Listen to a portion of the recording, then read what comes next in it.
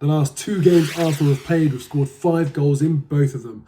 I could get used to this, and let's stick with the theme of 5, and let's do 5 at 5. Number 1, and yes, I want to talk about Bukayo Saka, because what Bukayo Saka is doing, honestly, I know we love him, but I don't think he gets the credit that he actually deserves. He's an absolute revelation. And not only does he do what he does so well, but he makes it look easy. You just think to yourself sometimes, he shouldn't be that difficult to keep quiet in a game, but he's just got that ability to do exactly what you know he's going to do, but you just can't stop it. Let's look at him a little bit more deeply. Let's look at his year-on-year improvement. Last year, he got, in 32 appearances, 5 goals, 3 assists, and created 5 big chances.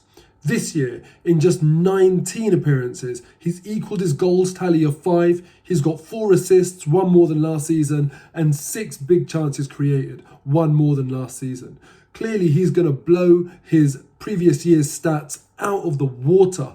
And that's all we can ask for from a young player. Year-on-year improvement, end product to your game, and just come in and influence properly like a senior pro would. As far as I'm concerned, I know we've got a £72 million man on the bench, but Bukayo Saka is nothing less than a £72 million player himself. He's the absolute real deal, and also one of those players where you just can't hate him. Anyone from any team, I feel like, come on, unless you're really bitter, Bukayo Saka is just the guy you've got to love. And also, the 5 goals this season that he's scored, that's as many goals as Kevin De Bruyne has scored, as many goals as Bruno Fernandes has scored, as many goals as Maddison, Wilfred Zaha, Riyad Mahrez. He's doing the business, and you love to see it. Number 2, and it is my man of the match from yesterday, Martin Erdegaard. He was absolutely fantastic. He was sensational yesterday. And the thing is, when we signed him, I thought to myself, do you know what? There's probably better options on the market, but not for the price that we paid. As soon as I found out we paid 30 million for him, I thought, well, you cannot argue with that business. And not only now is he more than justifying his transfer fee, he's also showing us that actually maybe he was the best person on the market, because he's been brilliant. And this December especially, he has contributed with 20 chances created. 4 of those are big chances, 8 through balls. He's been involved in 6 goal involvements, 3 goals, 3 assists, more than any other player in the Premier League in December. He has been absolutely brilliant. Now look, I know people are going to say Arsenal might have played more games than other teams in December, and they'll talk about the quality of opposition. My question that I want you guys to answer: can Martin Erdegaard take these levels of performances into the bigger games? Do you have faith that he can do that? If he can just move that level of performance into the bigger games, then we have got one hell of a player on our hands. Fingers crossed we get to see that against Man City in our first game of 2022. And number 3, I feel like I'm doing this every week. I'm talking about Saka, Smith Rowe, Martinelli, and it's going to be a Smith Rowe focus this week. Again, he comes off the bench, just like that, gets into the pace of the game, gets straight into it. I just think that, we're kind of underappreciating just how hard that is to do so consistently. Often you see subs come on and they can't quite get up to the pace. But Emil Smith Rowe, whether he starts, whether he comes off the bench, he's just so consistent, so brilliant. End product. Played a brilliant pass into Laka, which got us a penalty, then went and scored the goal. And if you look at his intelligence in terms of the space that he picks up to get in the position to score the goal, honestly, the kid is just doing absolutely brilliantly.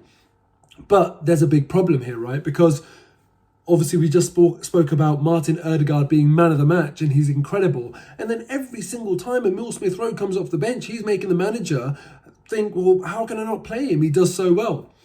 So look, I've got a question for you guys. I want your response in the comments below, yeah? You're the manager. Who do you start in our next game? Smith Rowe or Martin Erdegaard? It's a tough call, but it's lucky that we've got that problem. Number 4, and let's talk about Granit Xhaka being absolute class. There was a fan from America called Jack Robinson who took a picture on Twitter when Arsenal announced that our game against Wolves is going to be postponed. Took a picture from his plane window and basically said, look, I'm gutted. I've had this trip booked for over 6 months. He's booked his flights. He had his tickets for the Arsenal Wolves game. and it was to celebrate his 10-year wedding anniversary, and then the game got postponed. You can imagine he was absolutely gutted. Have a look at the tweet that he put out. Now, I think we'd all be gutted if we were in his shoes, but little did he know Granit Xhaka was going to step up, and for all of the things that he's done where maybe he hasn't got along with the fans, do you know what? I think this shows that he's not carrying any hard feelings, and he came up with this brilliant gesture. Take a look.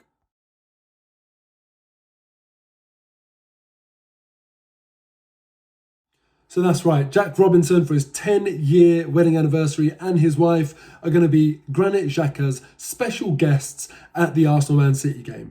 Now, come on, he must have been absolutely buzzing when he saw that message come through from Granit Xhaka, and well done to Granit Xhaka, absolute class act. Let's just hope that it's a game to remember and not one where, you know, it resembles anything like our first game against City this season for Arsenal fans and also for Granit Xhaka. Number 5, and this is the big question, and I want every single one of you who is watching this video to stick your response in the comments below. No exceptions. Get off the fence, come back in May and see what you said at this point in time in the season.